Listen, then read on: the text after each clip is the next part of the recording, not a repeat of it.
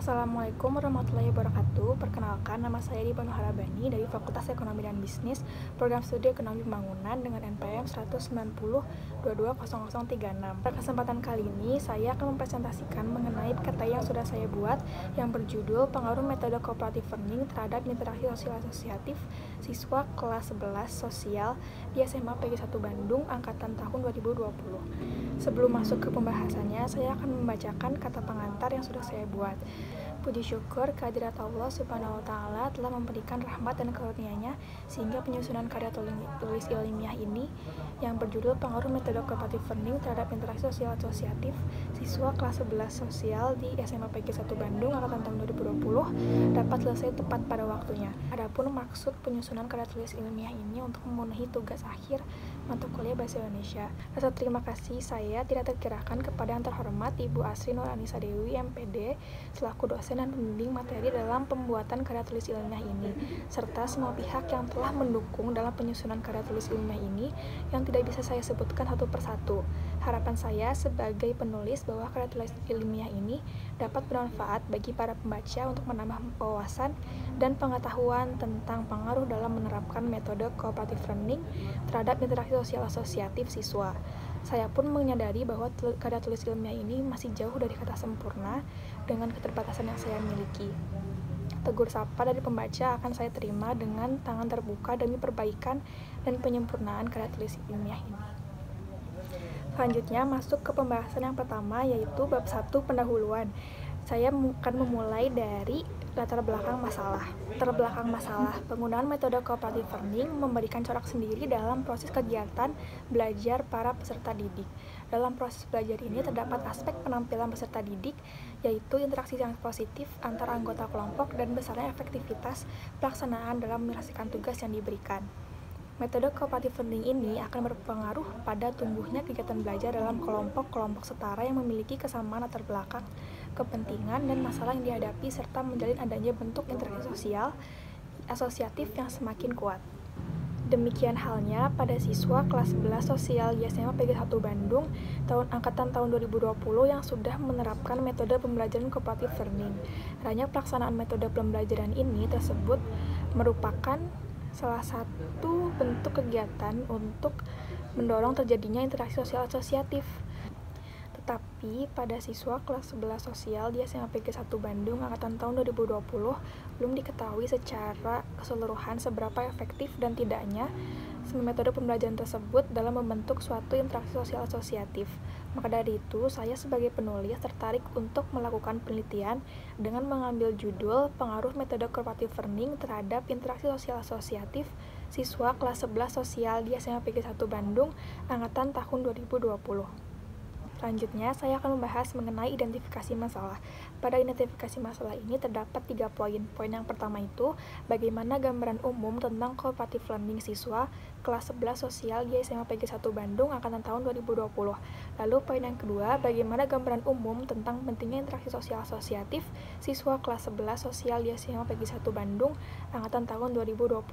Lalu poin yang terakhir pada poin ketiga, bagaimana pengaruh cooperative learning terhadap proses interaksi sosial asosiatif siswa kelas 11 sosial di SMA PG 1 Bandung angkatan tahun 2020. Selanjutnya, saya akan membahas mengenai tujuan penelitian. Di tujuan penelitian ini terdapat 3 poin juga. Yang pertama, untuk mengetahui gambaran umum tentang cooperative learning siswa kelas 11 sosial di SMA PG 1 Bandung angkatan tahun 2020. Lalu poin yang kedua, untuk mengetahui gambaran umum tentang pentingnya interaksi sosial asosiatif siswa kelas 11 sosial di SMA PG 1 Bandung angkatan tahun 2020. Lalu poin yang ketiga, untuk mengetahui pengaruh cooperative learning terhadap proses interaksi sosial asosiatif siswa kelas 11 sosial di SMA PG 1 Bandung angkatan tahun 2020. Adapun manfaat dari penelitian yang sudah saya lakukan. Yang pertama ini menambah ilmu dan memperluas wawasan dalam dunia pendidikan, terutama dalam hal pengaruh metode cooperative learning terhadap interaksi sosial asosiatif. Lalu yang kedua, sebagai bahan informasi bahwa metode cooperative learning ini memberikan pengaruh yang sangat besar dalam terjalinnya proses interaksi sosial asosiatif dalam pembelajaran. Lalu poin yang ketiga, sebagai bahan literatur bagi pihak-pihak yang memerlukan.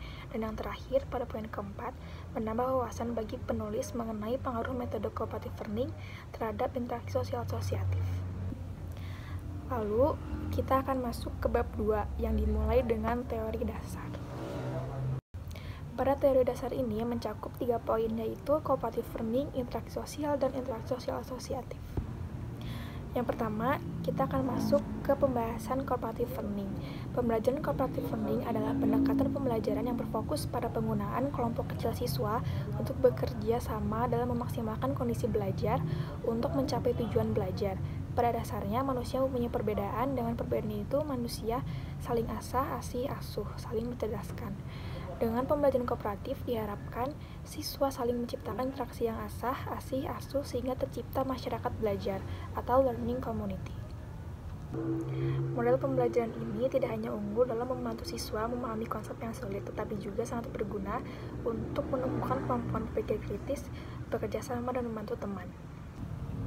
Adapun alasan penting mengapa cooperative learning ini perlu diterapkan di sekolah-sekolah. Nah, berikut terdapat poin-poin alasan tersebut. Yang pertama, adanya transformasi sosial. Lalu yang kedua, transformasi ekonomi. Dan yang terakhir, transformasi demografis. Dalam proses belajar mengajar, kelompok merupakan salah satu pendekatan yang digunakan untuk membina dan mengembangkan sikap sosial anak.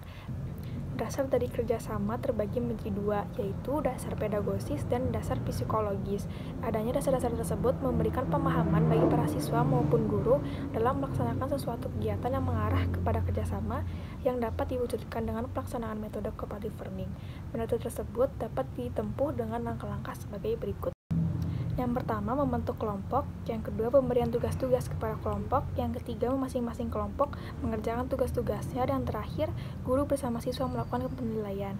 Lalu, berikut terdapat penjabaran mengenai kelebihan dan kekurangan dari metode cooperative learning.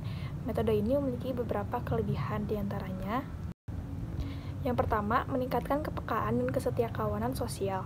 Yang kedua, memungkinkan terbentuk dan perkembangan nilai-nilai sosial dan komitmen. Dan yang ketiga, meningkatkan rasa saling percaya kepada sesama. Lalu, untuk sisi negatifnya dari cooperative learning ini, siswa yang lebih pintar dan belum mengerti tujuannya akan merasa dirugikan karena harus repot-repot membantu temannya.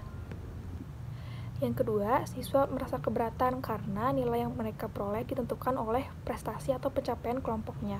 Lalu yang terakhir, bila kerjasama tidak dapat dijalankan dengan baik, maka yang bekerja atau belajar hanya beberapa siswa yang pintar dan aktif. Selain adanya kelebihan dan kekurangan dari metode ini, di dalam metode ini pula terdapat bentuk-bentuk penerapan. Bentuk-bentuk dari penerapan metode cooperative learning adalah: yang pertama, cooperative learning berjangka pendek, lalu cooperative learning berjangka panjang, dan cooperative learning campuran. Lalu kita masuk ke pembahasan yang selanjutnya mengenai interaksi sosial. Pada hakikatnya, manusia tidak hanya sebagai makhluk individu, tetapi juga sebagai makhluk sosial. Untuk menjalani kehidupannya, manusia pasti membutuhkan bantuan dari manusia lainnya. Oleh karena itu, manusia melakukan interaksi sosial. Karena tanpa adanya interaksi, maka tidak ada kehidupan bersama. Harold Battle menjelaskan bahwa the basic condition of a common life dapat tercermin pada faktor-faktor berikut. Yang pertama, grouping of people. Yang kedua, definite place. Dan yang ketiga, mode of living. Lalu, suatu interaksi sosial itu tidak akan mungkin terjadi apabila tidak memenuhi 2 syarat, yaitu adanya kontak sosial dan adanya komunikasi.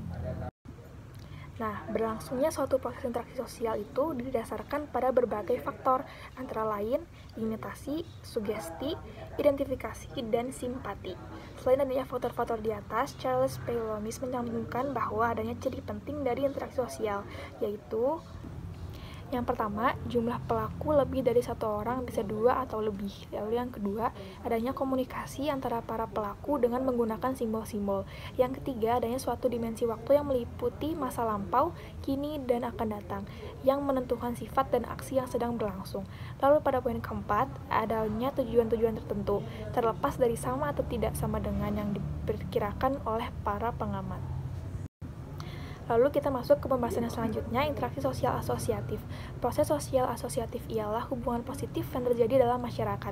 Proses ini bersifat membangun serta mempererat atau memperkuat hubungan, jalanan solidaritas dalam kelompok masyarakat untuk menjadi satu kesatuan yang lebih erat.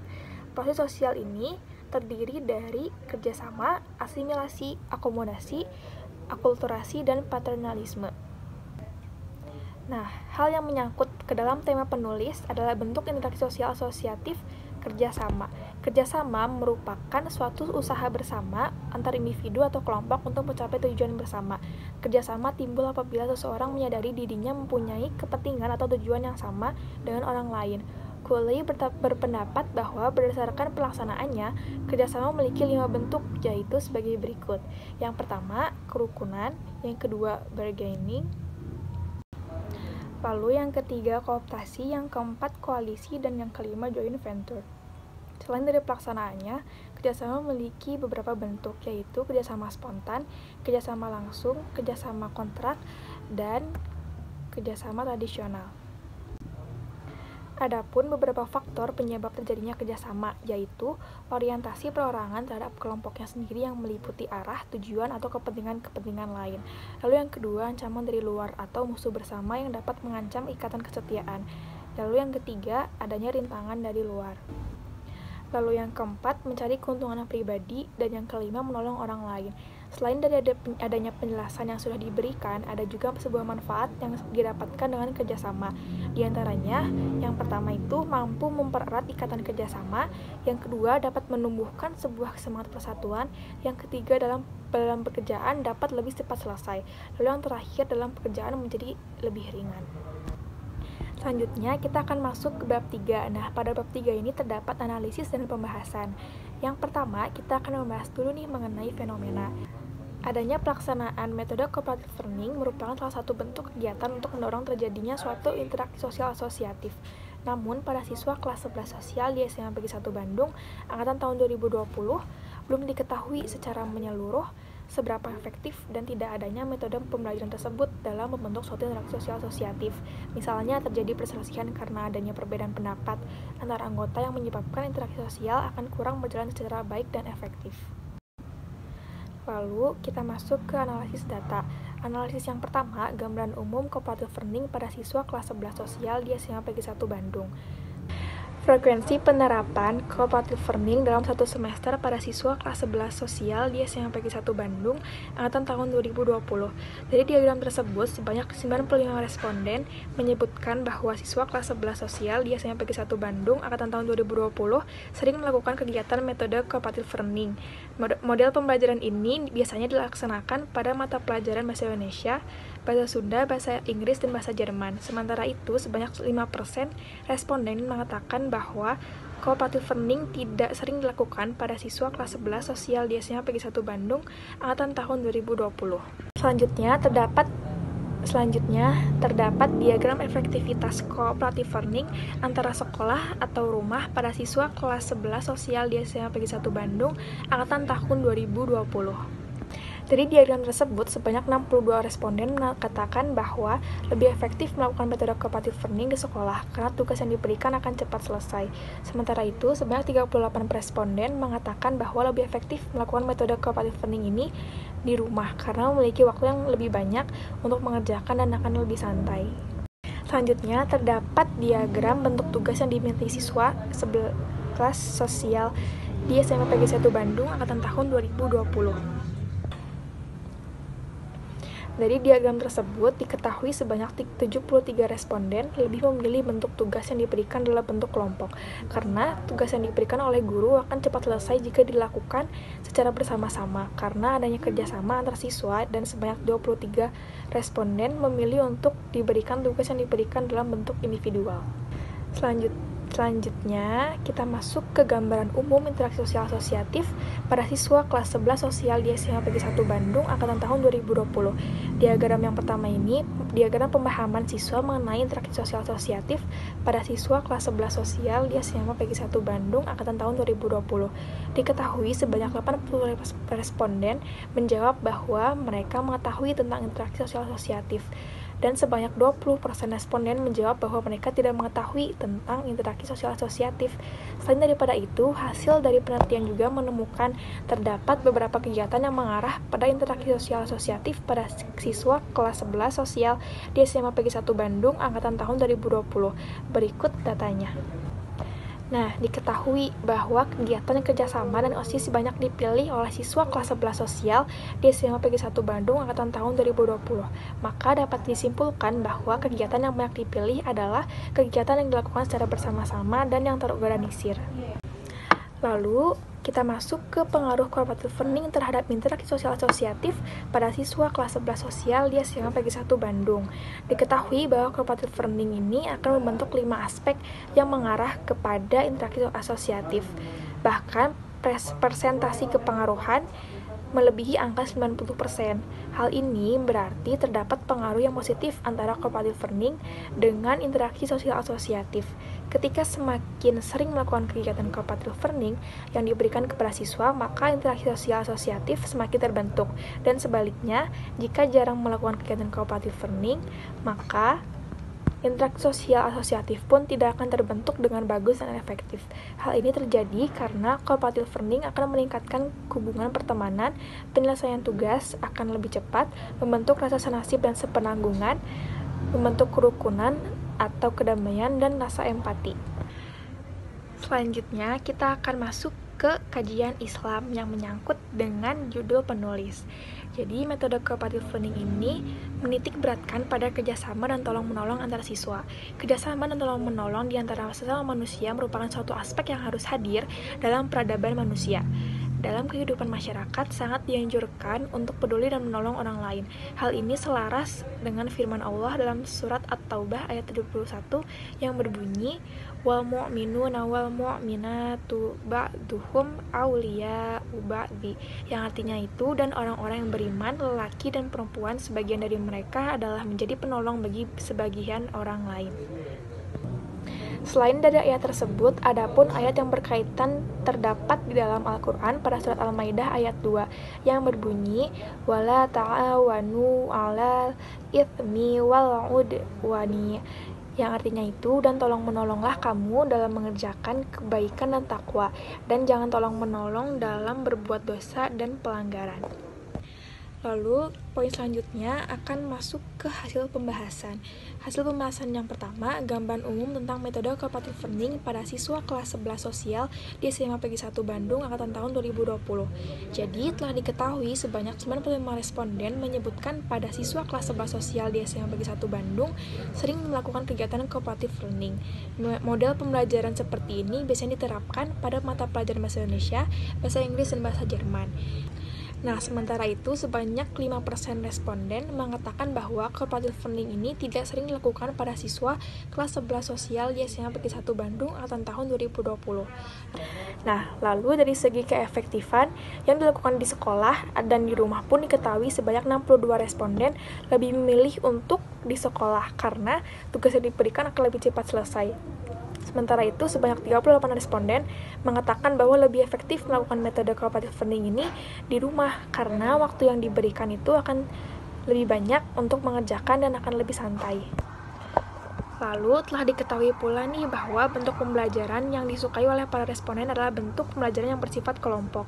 Hal ini disimpulkan berdasarkan data sebanyak 73 responden lebih memilih untuk tugas yang diberikan dalam bentuk kelompok karena tugas yang diberikan oleh guru akan cepat selesai jika dilakukan secara bersama-sama. Nah, sebanyak 23 responden memilih untuk diberikan tugas yang diberikan dalam bentuk individual.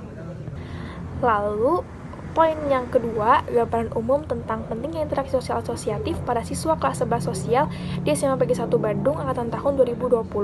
Diketahui nih sebanyak 80 responden menjawab bahwa mereka mengetahui tentang interaksi sosial asosiatif dan sebanyak 20% responden menjawab bahwa mereka tidak mengetahui tentang interaksi sosial asosiatif.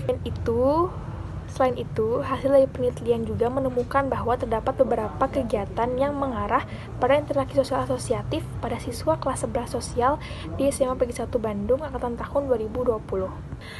Lalu, beberapa kegiatan yang mengarah ke interaksi sosial asosiatif tersebut adalah kerja kelompok, masa pengenalan lingkungan sekolah, latihan dasar kepemimpinan siswa, kerjasama, piket, organisasi siswa intrasekolah, pramuka, dan upacara. Dan berdasarkan data kuesioner mengenai kegiatan yang mengarah ke interaksi sosial asosiatif, diketahui bahwa kegiatan kerjasama dan OSIS banyak dipilih oleh para siswa. Maka dapat disimpulkan bahwa kegiatan yang banyak dipilih adalah kegiatan yang sifatnya secara bersama-sama dan terorganisir. Lalu, Masuk pada poin yang ketiga, yaitu pengaruh cooperative learning terhadap proses interaksi sosial asosiatif siswa kelas 11 sosial di SMA PG 1 Bandung angkatan tahun 2020. Dari data kuesioner yang sudah disebarkan, diketahui bahwa metode cooperative learning akan membentuk 5 aspek yang mengarah kepada interaksi sosial asosiatif. Bahkan, persentasi kepengaruhan melebihi angka 90%. Hal ini menandakan bahwa terdapat pengaruh yang positif antara cooperative learning dengan interaksi sosial asosiatif. Dan ketika para guru sering melakukan kegiatan cooperative learning yang diberikan kepada siswa, maka interaksi sosial asosiatif akan semakin terbentuk dan begitu pun sebaliknya. Hal ini terjadi karena cooperative learning akan meningkatkan hubungan pertemanan, penyelesaian tugas akan lebih cepat, membentuk rasa nasib dan penanggungan, membentuk kerukunan dan kedamaian dan rasa empati. Lalu kita akan masuk ke bab 4, yaitu kesimpulan dan saran. Yang pertama, kita akan masuk ke kesimpulan dulu. Selanjutnya, saya akan memaparkan mengenai kesimpulan. Metode cooperative learning adalah pendekatan pembelajaran yang berfokus pada penggunaan kelompok kecil siswa untuk bekerja sama dalam memaksimalkan kondisi belajar untuk mencapai tujuan belajar. Dalam pembelajaran, interaksi sosial menjadi salah satu faktor penting bagi perkembangan skemata pengetahuan dan pengalaman mental yang baru. Disinilah cooperative learning memainkan perannya dalam memberi kebebasan kepada siswa untuk berpikir secara analitis, kritis, kreatif, reflektif, dan produktif. Penggunaan metode pemberian tugas secara kooperatif dilakukan dengan tepat akan banyak memberikan arti dalam makna proses belajar mengajar. Akan tetapi juga dapat berlaku sebaliknya. Pemberian tugas dengan metode cooperative learning ini masing-masing memiliki kelebihan dan juga kelemahan. Salah satu kebaikan dari metode cooperative learning ini adalah dapat meningkatkan kerjasama, dapat berpikir kritis dalam memecahkan masalah, serta dapat saling bertukar pikiran dalam mengemukakan solusi dari permasalahan tersebut. Sedangkan kelemahan dari metode ini adalah bagi para peserta didik yang malas justru akan memiliki kesempatan untuk tetap pasif dalam kelompok dan memungkinkan akan mempengaruhi kelompoknya sehingga usaha kelompok tersebut akan gagal. Hal tersebut berkaitan erat dengan adanya interaksi sosial, karena pada hakikatnya setiap manusia tidak hanya sebagai makhluk individu tetapi juga sebagai makhluk sosial. Untuk menjalani kehidupannya, manusia pasti membutuhkan bantuan dari manusia lainnya. Oleh karena itu, manusia melakukan interaksi sosial. Interaksi sosial ini adalah kunci dari kehidupan sosial. Karena tanpa adanya interaksi, maka tak akan mungkin adanya kehidupan bersama, di mana adanya kegiatan pembelajaran yang kooperatif akan berkaitan dan mendorong terjadinya bentuk interaksi sosial yang bersifat asosiatif. Adapun saran dari penulis dari penelitian mengenai pengaruh metode cooperative learning terhadap interaksi sosial asosiatif siswa kelas 11 sosial di SMA PG 1 Bandung angkatan tahun 2020. Penulis ingin mensaran untuk SMA PG 1 Bandung agar lebih sering menerapkan metode cooperative learning di sekolah pada proses belajar siswa. Hal ini dikarenakan dengan pelaksanaan metode cooperative learning di sekolah akan menjadi lebih efektif dan terorganisir. Sekian dari saya mengenai karya tulis ilmiah yang sudah saya buat. Maaf bila ada salah kata. Wassalamualaikum warahmatullahi wabarakatuh.